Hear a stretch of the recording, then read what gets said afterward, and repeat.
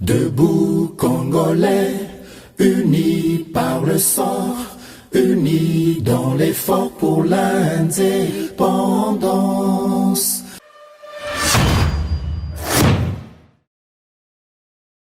Boye imalamu na GCAM télévision balandi ya GCAM pe balandi ya émission Debout Congolais na pesi bino bon week-end pe matondo mingi pour na fidélité na bino pe confiance na bino renouvelée na mwana mboka Samba Olonga pour na bomemeli bino basango à travers analyse pe décryptage ya ba information.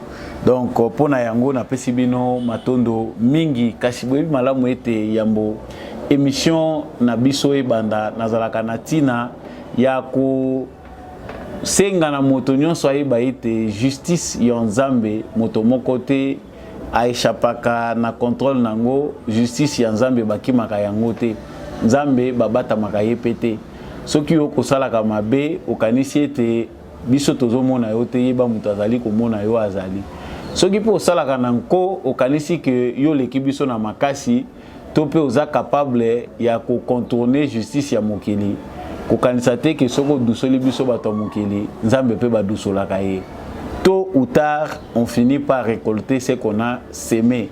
Donc milengela sala inventaire ya vie na yo miyeba yo moko ozali côté nini comptabiliser ba acte na yo za proposer et puis yeba pété eza tarte pour changer bizaleli na yo ozala du bon côté wana ezalaka rituel na ngai na mesana ko sala chaque fois qui est émission ebanda ezala pona ko lekisela yo tango te ezaka ngonga nazali kosone po ete moto nyonso amilengele. Sénateur à vie Joseph Kabila alobaki lobi maloba na ye alobaki to lobaki na bémission elekaki ete bato na ye balobaki ke Joseph Kabila akoloba lobi asangisaki baoya ye mpona kotalisa bango ete azali bato bakanisi que a disparaître na scène politique congolaise ye azali azongeli rupture ya coalition FCC cash pona nini kabwanaki aza ko traiter Félix Tshisekedi de dictateur parce que makambo ya salaki ezali ko répondre te na constitution alobeli pe baye oyo bazalaki na yelisanga moko ba député oyo ye oyo ba debochaki selon ba terme na ye était ba trahir FCCT ba trahir payer Kabila te ba trahir nde ba électeur na bango na Congo. Donc il azali likambote na bango nikolo ezali koya ya kozonga lisusu pona koloba ezali actualité principale obiso to kozonga nango na basango na ye nango mokolo ya lelo to ko tourner analyse na biso ko tourner autour ya ba propos ya Joseph Kabila pe devenir na ye politique. Joseph Kabila za koluka penza nini est-ce que ezalaki important pour na ye koloba koloba na ye ezali kobakisa nini qu'est-ce qu'il veut obtenir de par se dire est-ce que azali na iloko ya ko bakisa la congolais to pe liloba na ye ezali na importance na actualité politique ya lelo yango nde mutu kozala objet ya analyse na biso pe décryptage sikasika awa. Sango ya mibale Matata Ponyo aza empêché de voyager. Koto pe ba immunité na ye ezali levé tweet na ye ezali koloba je viens d'être interdit de voyager à l'aéroport de Ndili par les services de la DGM pour aller à Bunya Lituri où j'étais attendu par la population meurtrie de Lituri. L'ordre est venu de la présidence de la République. En tant que candidat président, je ne peux plus voyager. Wana ezali maloba ya Matata Ponyo. Plus loin encore toujours lui, le président du Sénat Bahati et le procureur général Jean-Paul Mukolo ont été instruits par la haute hiérarchie pour attendre la fin de la session ordinaire afin de permettre au bureau du Sénat de l'Union sacrée de lever mes immunités de manière illégale. Où est parti l'état des droits s'interroge Matata Ponyo. Voilà, ce sont ces dires. Matata Ponyo azali ko décrier injustice, état des droits égalité, sans aucune norme professionnelle, je continue, et sans aucun respect revenant à un parlementaire. La carte d'identité du sénateur a été saisie par les agents de la DGM. Vive la dictature au pays de Lumumba. Toujours Malobaya Matata Pogno. Donc Matata Pogno est en train de se plaindre que dictature Yangonde commis norme nakati Yamboka Nabiso. Nous allons y revenir. Et puis pour finir, opposition congolaise Bandimi Mukolo Oyo Jantini Ngobila Acheli Bango pour un meeting na Bango. C'est-à-dire Fara deux événements et Kozala concert y a fait rigola artiste musicien na Bango pe balobi bakondimate ata imposture moko Mukolo Ango balingi koyoka lisusu te o manifestation moko songolo pakala musicien qui que ce soit il faut kotika Bango ba revendiquer Bango ba bimana peuple congolais longo pona ko telemela likambo ya seni oyo ezali prise en otage pe maponomi oyo ezali kolinga kosalema na lolenge ya mabe na vie chère bazongeli ba sujet na bango yakala wana ezali nyonso oyo tobongisi pona kosala analyse na bino ndenge tomesana kosala na cadre ya émission Debout Congolais na pesi matondo na yo mutu rejoindre pona mbala esika mbala liboso Debout Congolais, toute émission a éclairé. Il faut qu'on s'abonne pour comme membre effectif il y a émission Debout Congolais et surtout partager émission na biso yebapé côté que la biso commentaire ou rejoindre biso depuis ville nini ya République démocratique du Congo depuis territoire nini à tous dans village tikapé village na yo pe mbote mingi na bandeko baza kolanda biso depuis mokili mobimba congolais d'ici congolais d'ailleurs restons unis dans l'amour pour le développement de notre pays. Joseph Kabila a lobby, bamususu ba lobby, baba lobby, bamususu ba lobby, université oyo ezali ko apprendre batu kozala silencieux et kangami parce que recteur nango Joseph Kabila a sili bongo koloba. Bandeko ba éclairer ba chers téléspectateurs. Il faut dire que chaque fois que le Congo traverse des moments difficiles, tous allons préparer pour nous distraire biso. Joseph Kabila, c'est un ancien président de la République, sénateur à vie, à salaire, et puis il vit bien sa vie. Malgré Magamounion, Joseph Kabila, dans la République démocratique du Congo, il est jusque-là un homme libre. Sa résidence officielle s'appelle Kingakati, où ils appellent site touristique. Azangi miliki ya komela ya frete, azangi lipa ya koliate, azangi nyon sauté, tout ce que Joseph Kabila veut, azana. Néanmoins, Joseph Kabila azana on a nostalgie à Bokonzi na Congo. Congo est elengi, tant on a zotala makambu Joseph Kabila zo sala na raisonner. Ah mon beau pays, ceux qui payent Moutalobaki, ceux qui payent dans la légende, bah créer kaka autour ya Mobutu CCC Gotoyebité. Après avoir régné sans partage, l'État zaïrois à l'époque personnifié en 100 personnes, l'État est comme Mobutu. Tant que comme Ngonga Kokenda Talimboka na ya lobia mon beau pays. Cadavre ezali banda ya mboka. Mais Kabila Joseph après tout ce qui s'est passé au pays, parce que tant que ça là, bilan, il y a gestion, il y a Kabila et Mobutu. C'est vrai, Mobutu a beaucoup détruit ces pays. Aujourd'hui, devenir Zaïre, devenir Congo aujourd'hui. Mais 18 ans, il y a Joseph Kabila. C'est plus que la dictature, c'était de la barbarie, banditisme d'État. Yangonde biso to monaki na période de Joseph Kabila. Joseph Kabila balobaki ki akoloba. Akoloba nini? Le silence est une force. Que soko yebi ko appliquer silence na yo. Silence ezalaka force kaka soko yebi moment nini yo ko kozala silencieux. Joseph Kabila qui d'habitude n'a pas les mots, n'est pas éloquent parce que silence a Kabila ezate ke azakana maloba kitoko tango yaka kobima toko kotikala nango to loba pe ya malonga non le silence de Kabila moi je prends ça comme synonyme de l'acheter une couverture. Couverture au yazwa pour à se cacher. Pour ce Kabila sali discours il y a 1 heure. Tu es bien à Katiwana Makambouze belé beaucoup reproché. Mais nous avons vécu des hécatombes, des massacres. La situation où l'Union Sobiso tout le monde qui est dans la République démocratique du Congo, Kabila Zala qui n'a rendez-vous. Nous avons manqué un représentant valable. Na ba rendez-vous et belé Oyo Congo il faut la représenter. Voyez Congo et Bandaki Koyo Kanate.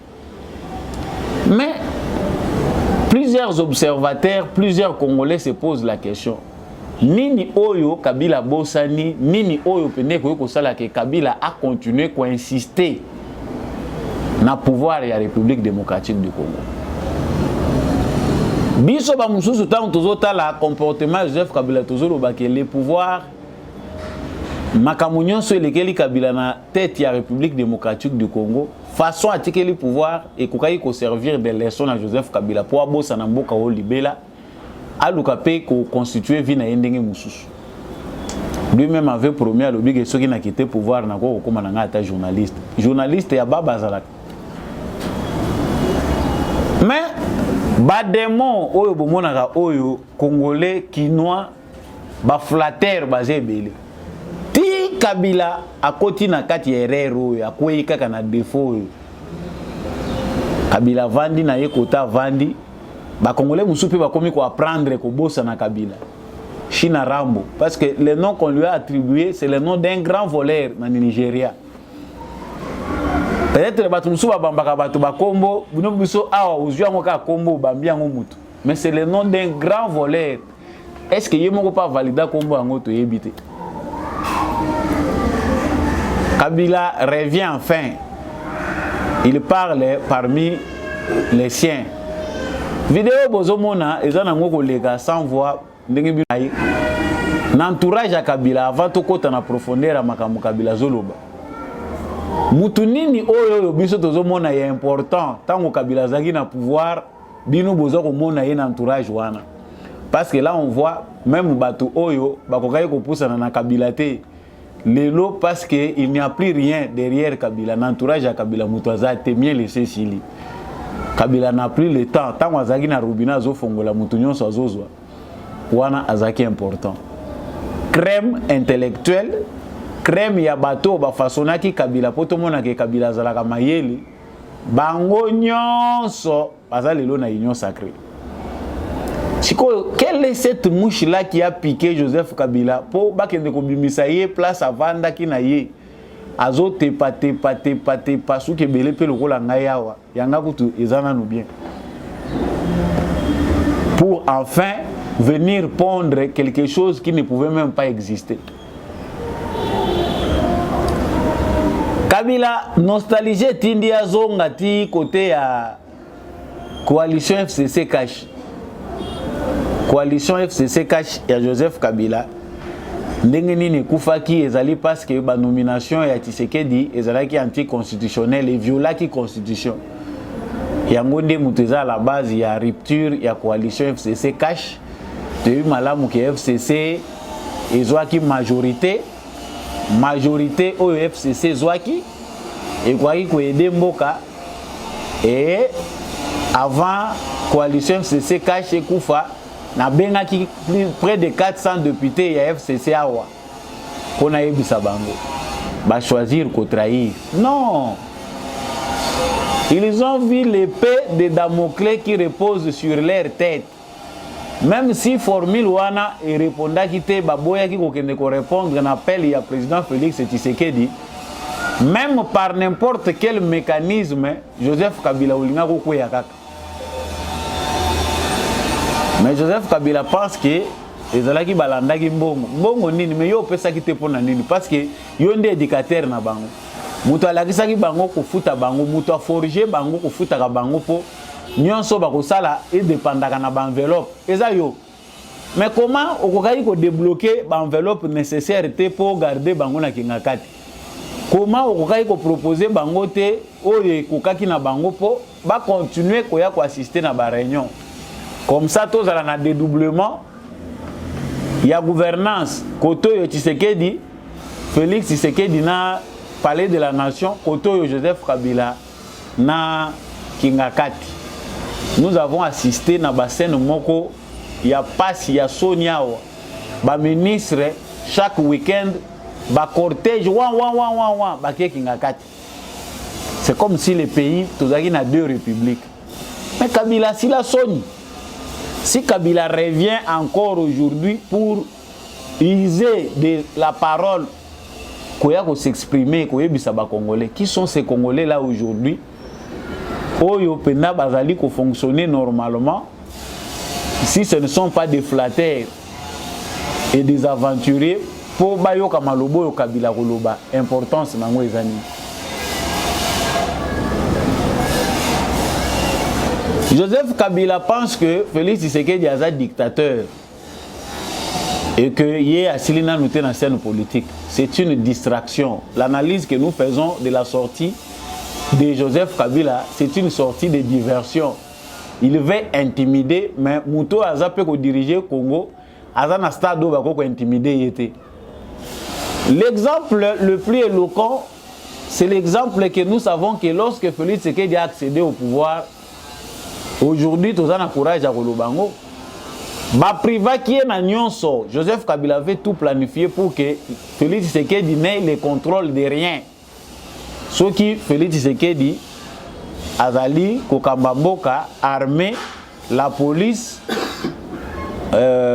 diplomatie ya mboka. Ba makamu nyonso ezali clé. Ba poste nyonso ya souveraineté. Ils allaient correspondre à la négociation. Mais Joseph Kabila, si réellement a tiré une expérience, il y a un Tshisekedi a commis dictateur ou il pas à Bengalero. Je pense qu'il n'allait même pas user de la parole. Comment Félix Tshisekedi lui a échappé avec Maki Ndengenini? Les généraux ont prétendre aux utiliser les lots. Les politiciens ont incriminé Bazaki na maboko na yo, Bazaki ko dépendre na yo. A échappé qui yo Ndengenini.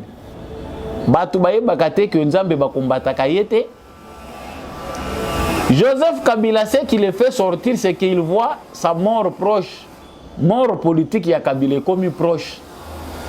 À comprendre que Kingakati qui lui sert d'abri, lié à planification et insécurité, ils allaient déjà sous le viseur des renseignements militaires, de l'armée congolaise, de nos services de renseignement. La seule façon pour moi, pour baya kozwanga wate lokola baza kozwa mesh na kati ya supu, ezali kobima pour na intimider. Parce que quand Kabila dit qu'il fait un retour politique, bato bakanisi ki na bungi, ça montre qu'il est déjà mort politiquement, il ne sert plus à rien. Parce que quand Kabila est fort, il ne viendra pas le dire na zongi politique, kozongi la na voix nini.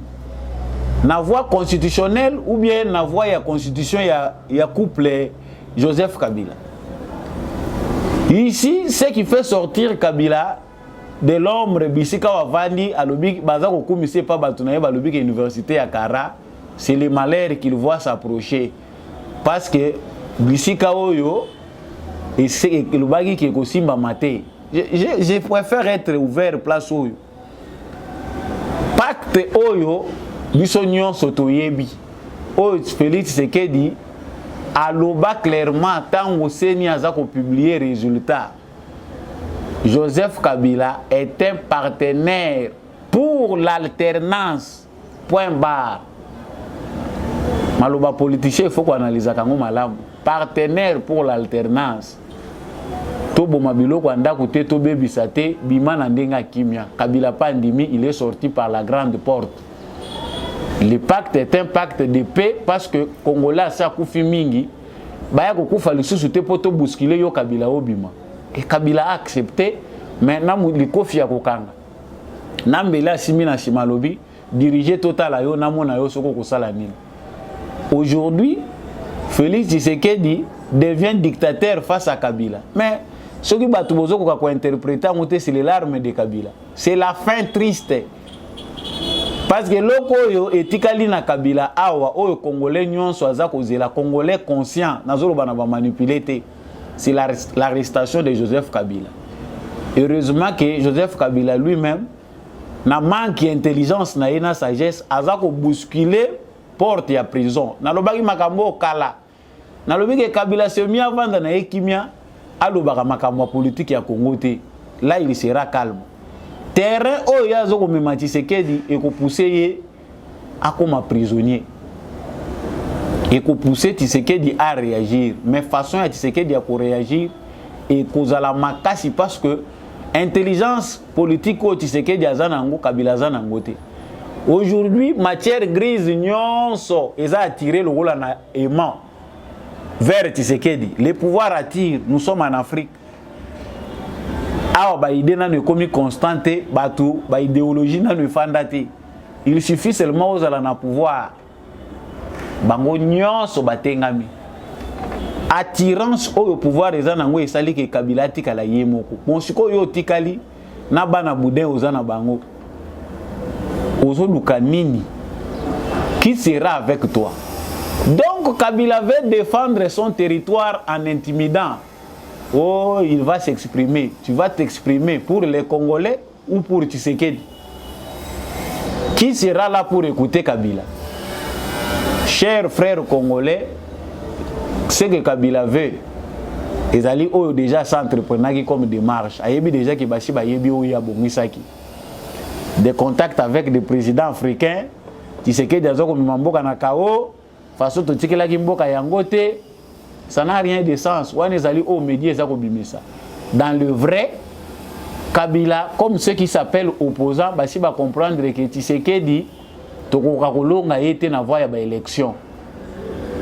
Kabila a empêché ba proche na ye ba postuler ba zo carte d'électeur pardon pour la plupart ba mona ke Kabila zela komi me mabiso eza su ya mayele te baza na union sacrée ba musutu za ko luka ba kotela ki ndenge nini ba kota ki na butu to na moi. Dans les malheurs on reste seul, ça c'est les leçons de la vie. Mutu moko te akendaka na grenier vide. Même fourmi akendaka na grenier où eza vide te mutu nyonso alandaka place eloko ezalaka. Ceux qui suivent Kabila o batikali bande ko bomoni ba parce que tozomona mutu kuna te. Tozomona mutu te oyo lelo Kabila ko koloba que je suis entouré de miens. Ba professeur à université bakati singambo kuna. Ba nani ba assistant bakati singambo kuna. Ba oba yembaka tous les turiféraires bake ko sala école de dimanche pas Tshisekedi. Le yembo échangé ba komi ko yembela Félix Tshisekedi. Au président de la République d'être prudent. Bato ba koyisa ka Mobutu o lelo ba koyisa Kabila. Kabila charisme sili. Parce que soki Kabila zagi na ba conseiller zagi na bango lelo les silences o amesana et mesana ko garder wana ezalaki préférable que abimisa malobo ya yeko bimisa lelo. Kabila veut provoquer maintenant Tshisekedi par un discours d'intimidation naza na scène politique pour jouer quel rôle? Ozalaka déjà aux sénateurs à vie. Si on parle d'un retour à Kabila, Batubazo Kanisana s'est retiré. Aux na scène politique, la constitution t'a donné un rôle. Aux sénateurs à vie, pas batté. Chers frères congolais, ne nous laissons pas distraire. La sortie médiatique de Kabila est une forme d'intimidation et de diversion. Nazo en actualité pour Batubamona qui nazali. Pour Batunaye, Bangomoko déjà Babandaye Kolela. Oser, bon mekakutu na kinga kati, wala ndi boko yeba, oba ko réagir. Qui va réagir? Le ciel ne va pas tomber. Botika kolukela Tshisekedi makambu, toyebi ke Kabila va finir entre les mains de la justice et la justice congolaise. Mais façon bino bozo luka bo memelango, boza ko précipiter Kabila na lombangu bakanga ye. Parce que fait ya dili yango yo, mande sesili. Signe oyo et sali que justice congolaise atala ba dossier na binote bino moko bozo bomango. Symbole ya paix oyo ekambi bino awa on dirait kimi yango boyebi ko profiter nango te. Ah voilà, c'est fini. Page ya Kabila yango toza ko tourner, l'autre page c'est l'autre avenir de Kabila qui va commencer. Quand tozo tala ba reste ya Guado na Kawele. Eko ko inspirer binote. Qu'est-ce qu'il y a de plus sûr qui va rester à Kingakati? Kingakati est sa base militaire. Les FARDC doivent prendre le contrôle de ces collines-là pour notre sécurité. Oh, non, c'est égal à distraction. Kabila aloba te lobia bakisa lisusu Kingakati doit être récupéré par nos FARDC pour des raisons sécuritaires. Point barre. Malubo tokoki koloba analyse tokoki kopesa ya sortie médiatique ya Kabila yango wana. Matata Ponyo est empêché de voyager pendant ce temps. Ba immunité na ye aza ko se plaindre que bazela qui session parlementaire ici la po ba ya kolongola ba immunité na ye. Akendaki pour voyager akende na Bunya kuna sans aucune raison ba pekisi ye qui a koki ko voyager te pour na ye ordre outi na présidence de la République. Là na yebi que ordre outi na présidence de la République. Ils ont biloko tozo sala débat na yebisaki bino déjà que na komi ko lemba. Chers téléspectateurs, bandeko bolanda kasamba olonga na komi ko lemba politique ya Congo eza lokola théâtre. Plus tozo lobela kango, plus tozo komaka lokola ba comédien, moins to lobela ka ba sujet eza sérieux ezate. Naza besoin na sala bilanga, nalo na masangu, nalo na pastèque, nalo na soki nini kuna, mais tozo obligé to lobela ka Matata Ponyo, un voleur d'état. Quelqu'un qui n'a pas le temps de rendre compte à la justice se permet à accueillir azolinga kende bunya na Ituri. Soko tango yo zolingo kende na bunya na Ituri, ebi procédure ndenge ezalaka te. Ça on a activité kuna, on informe. Soko ba service ya Congo nyonso tango balingaka ba sala musala na bango bazwaka téléphone ba bengi président de la République. Allô, monsieur le président Matata Ponyo veut voyager. Mais monsieur, donc on se croit permis que le rôle yo aussi comme candidat président de la République. Ça veut dire qu'on est intouchable. Bako ko telemisa on a DGMT. Ce qui biso ba muso tozo telema na mulongo, ba telemiso pe ba tuni ozo kende ko sala nini. Raison na yo eza valable te ou traîner wana pe ba simi document na yo. Matata Ponyo nde bako ko simba yete. Tout le monde sait que la candidature de Matata Ponyo est une intimidation, une forme de manipulation pour se cacher. Matata Ponyo sait que ba bien eza awa, l'homme de ya masango balona ebota université. Ayebi ke ba bien na eza awa, moya me mangwa ki nenango na exil ezate, yango azo tourner tout autour parce que biloko epesa ka yembongo ezao. Yango Matata Ponyo aze exilé te, ni tete ça, Matata Ponyo serait en Europe avant de calme. La meilleure façon pour lui de résister par rapport à centre d'intérêt na yepoatika la awa, c'est de se victimiser. Non parce que naza candidat présent. Ko parti ya Matata Ponyo LGBT. Na bakiselango na te na sim. La bonne gouvernance que nous prêche Matata Ponyo. Yé mon kwes kaza modèle ou akoyi kolakisa biso que non azali na bonne gouvernance. Donc, chers frères congolais, biso nde toza ba naïf. Parce que certains candidats aujourd'hui, au bazali ko se prévaloir à télémi devant une foule, à télémi devant une centaine de gens, à lobby, bazo salamoka na Congo. Na reste ya monde bako lapide bango. Tika ba benga biso peuple lâche, trop de laxisme de la part du peuple congolais parce que les voleurs d'État, batoyo, bayibi à venir ya jeunesse. Si la jeunesse congolaise aujourd'hui est en retard, pendant que bana ya baninga na bamboka ya bapaya, numérique et c'est koti na ba institution nyonso ya éducation. Bana ya baninga na ba école baza kotanga na ba tablette, na ba ordinateur na bango, nouvelle technologie est implantée. Et s'implantée na ba université, na ba école. Ya biso bazana na retard. L'État congolais azana ba moyen te. Soki lelo ba réseau ya télécommunication ezali ko exploiter ba congolais en termes de mégabytes pour na connexion internet. Matata Ponyo se et pas wapi mbongo ya fibre optique kenda. Mais c'est même Matata Ponyo aujourd'hui nde mutaza ko mimona victime. Alobi bakoyi ko arrêter ngaite ba stopper ngaite, nous sommes dans une dictature. État de droit ke wapi immunité za wapi. Déjà national lobaki bino que option est levée et paix à vengeance est déjà debout. il y aura des arrestations. Mutoyo a resenga qui a que ne répondre à la justice à répondre. Niveau to komi bato ebele ba répondre na ba acte na bango parce que on a comme l'impression que bato yo batiki bango au nom de la paix. Ba vivre na ba congolais, ba continuer ko profiter na mbongo ba congolais ba yibi bazoza ba congolais pour des imbéciles. Il faut que la justice fasse son travail. Ce qui ba longolio immunité, c'est normal. Parce que biso ba congolais toujours comprendre comment un individu peut être non justiciable.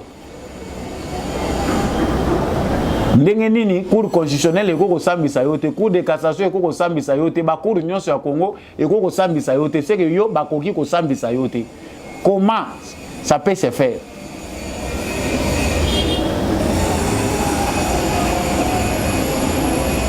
Opposition congolaise bandimi kosala jeune ngobila. Balobi comme ngobila veut contrecarrer au ezali elana bango bango pe bandimi balobi le 24 au Jantini ngobila au Tcheli bango baza d'accord ba osala meeting na bango. Le meeting au bango ba kosala le 24 balingi te mutu moko aya kotelema na nzela na bango o activité songolo pakaleza kuna baboyi musicien o nani bango ba kosala marche na bango meeting na bango pardon na place Sainte-Thérèse. Vie chère baboy seni o eza déjà à la merci à pouvoir baboy balingi ba élection ezala o eza malam balingi te que vie à ba congolais continuer kozala chère yango bino peta ngozo luka vie continuer kozala ezo continuer kozala chère. Mais Vital Kamerhe avait répondu après cette marche là biloko ko kita. Parce que marche et salemaki biloko peut te remarquer que ekitina noté parce que mokili mobimba biloko eza ya komata. Vie chère o baza ko manipuler nango congolais comme sujet ya opposition awa na Congo. Mboka oyo nyonso tozolia eza importé. Na basi pe awa ya ndumba ba komi pe importé, bazo uta Rwanda, bazo uta Uganda. Mais l'opposition se plaint balobi vie eza chère na Congo. Bamboka oyo eza stable économiquement, baza ko vivre vie chère wana oyo bango baza ko lobela awa que manifestation pour la vie chère. Tant bango matata pour nazaki na pouvoir, qu'est-ce qu'il y avait produit na Congo? Ba initiative ezo maki ko permettre Congo que vie ezala moins chère ndenge baza ko lukango eza na libumu na bango. Chers frères congolais, je pense que l'État est venu pour biso tous à la sous manipuler. Biso tous continuer à exposer ko laksabino makambo ba bazo benga ma ba politicien to pe ba opposant baza na kati ya kosala. Cette manifestation là ezali sur demande. Ezali ko la ba test ba mona batongo peut toujours utiliser est-ce que ba ozala capable tout eza test na bango. Comme d'habitude, le boss va payer, l'argent va encore circuler pour recruter les jeunes gens. Pourquoi à Tchango? Parce que là-bas, il y a masse populaire, il y a masse, il y a makasi kuna. On aura, si on a besoin d'avoir des jeunes, on a besoin d'avoir des badauds, c'est facile à voir. Des œuvres basées belé, quoi on a kuna toko échoué te, tokende, kuna toko ça la plein. Mais après meeting, qu'est-ce qui va se passer? Bakolongola denika dima. Pour revoir le fichier électoral, ce sont des bonnes questions qui ont été déjà posées. Oyo bango bazan attend ko répondre été. Élection au pays et Salima est-ce que le peuple congolais ce qui tout le but sonner opinion ya ba congolais, c'est que les Congolais veulent, c'est les élections où les Congolais veulent que ba réponse na makamuna bango ba mona que vie ba condition na bango est changé. Nous l'avons dit de l'autre week-end. Banalise week-end alelo na kanisi ke esuki wana na pesi bino matondo mingi ndenge bopesaki litoi na samba olonga po ete bo partager na ye banalise ndenge tosili ko kabola yango to continuer kozala sima ya mapinga na biso ya mutuya ezali bososolike bolingo pe kozala bomoko na ekolo na biso nde ekotombola biso ba mentalité na biso pe o eza bizarre esengeli to tchango de côté pour to valoriser mboka na biso. Merci mingi Nandekombi à chaque fois na sima ya caméra ou na réalisation pour émission oyo et comme la bino Natondi Botondi na apôtre Gérard Kabea. Merci mingi na l'homme de la vérité des urnes Jean-Louis Timbalanga. Merci mingi na maman Bilonda. Merci na maman Lisette Mumbendo, papa Boniface Mpunga et spécialement papa Freddy Ngwama. Le lit d'Ilebo, bandeko nyonso baza kolanda biso à partir à Ilebo, boza ebele. Vraiment, il faut aider ces candidats-là qui a vraiment l'aspiration ya ko aider pe bandeko baza na territoire kuna baye ba ndengeni ba ko se développer. Soutenez mwana mboka Freddy Ngwama qui est aussi un fils du coin. Vraiment, tous ceux qui me suivent à partir d'Ilebo, je vous suis et je vous dis au revoir. Restons unis, FARDC, Namotema, Tomonani, prochainement.